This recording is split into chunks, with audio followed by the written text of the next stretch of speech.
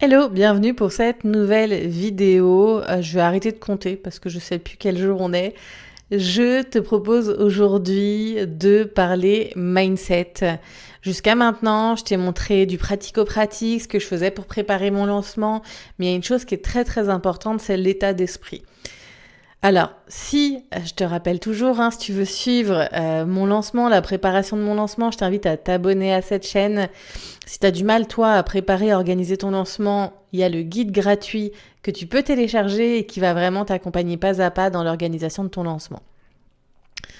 Pour en revenir maintenant au mindset, je ne sais pas toi, mais il y en a beaucoup ça va leur provoquer un gros stress. Et c'est pour ça qu'elles ne vont pas ou qu'ils ne vont pas vouloir partir sur ce format de lancement. Ma manière de voir les lancements, c'est qu'il ne va pas y en avoir qu'un seul dans ton année. Tu vas en faire plusieurs. Et de toute façon, tu vas recommencer, améliorer, affiner pour aller atteindre les résultats souhaités et pour surtout valider ton offre quand c'est les premiers lancements. Ce que je veux que tu comprennes, c'est que tu dois absolument relativiser ton lancement. Tu n'es pas en train de jouer ta vie. Tu n'es pas en train de jouer ton business. Tu es en train de passer à l'action. Et forcément, en passant à l'action, il va y avoir des résultats. Et faire un lancement à 0 €, c'est un résultat. Soit qui ne te plaît peut-être pas, mais c'est un message qui est intéressant parce qu'il faut comprendre pourquoi tu as fait 0 €.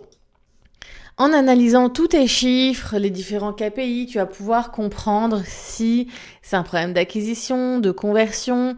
Mais si toi, tu n'y crois pas, si tu te dégonfles en plein lancement parce que tu n'as pas fait de vente le premier jour, sache que déjà, on peut en faire jusqu'à la dernière minute. Et forcément, tu vas pas dégager suffisamment de confiance. Donc, c'est très important de relativiser. Je le sais que ton programme, il est bon. Et je le vois, des lancements qui capotent alors que les programmes, je les connais. Les expertes qui font ces programmes, je les connais. Je sais que c'est de la qualité. Mais parce qu'elles craquent et parce qu'elles n'envoient pas le bon message, ça capote. Donc, la première chose que j'ai envie de te dire, c'est crois en ce que tu fais. Ne te laisse même pas l'opportunité de douter. Force-toi à y croire. Communique sur ton programme comme si c'était une opportunité plus qu'un programme à vendre. Si ton programme est génial, il n'y a aucun problème à aller le vendre. Vendre, c'est pas quelque chose de mal. En plus, tes programmes, tu les fais pour aider les gens. Que ce soit les aider dans peu importe quelle thématique. C'est pour les aider. Donc, parle-en. Chante ton programme. N'hésite pas à le crier haut et fort. Ça, c'est une première chose. La deuxième chose que je vois souvent comme problématique, c'est le manque de passage à l'action, ou plutôt le manque de passage dans les bonnes actions. On va faire ce que j'appelle de la procrastination active, c'est-à-dire que tu vas faire plein de choses. Tu vas créer du contenu, tu vas envoyer des emails. Tout ce que tu as pu voir sur les réseaux sociaux, tu vas essayer de le faire. Mais finalement, tout est un peu brouillon, tout est un peu fouillis, tu cibles pas suffisamment, bref. Tu passes énormément de temps au travail pour très peu de résultats. Et là, je veux vraiment mettre le point sur les bonnes actions et le focus. Ne pas aller chercher à créer 50 000 offres tant que tu n'as pas vendu la tienne. Affine ton offre, améliore ton offre, améliore ta connaissance dans ton persona, dans le message que tu dis. Passe à l'action, mais des bonnes actions. Va communiquer avec les bonnes personnes. Va faire la promotion de ton programme de la bonne façon. Va prospecter s'il faut que tu prospectes. Enlève-toi cette petite voix. Je vais te raconter une petite histoire. C'est lorsque j'ai commencé, il y a maintenant plus de 3 ans en copywriting, j'avais plein d'idées limitantes. J'avais peur qu'on me rejette, de ne pas être assez experte.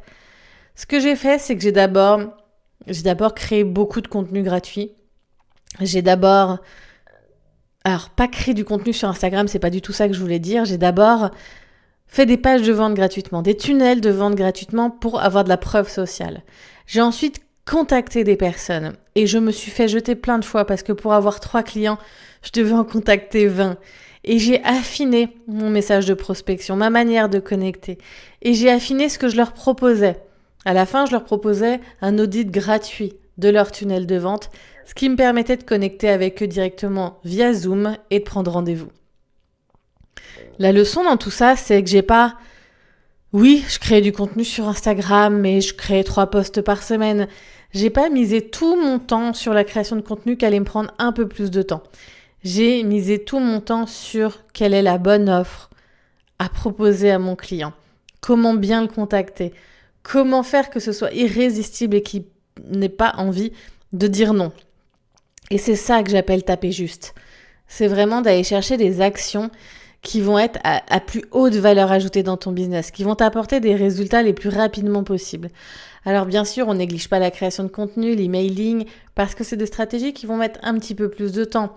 En plantant les bonnes graines sur Instagram, tu auras des résultats dans les 3-4 mois.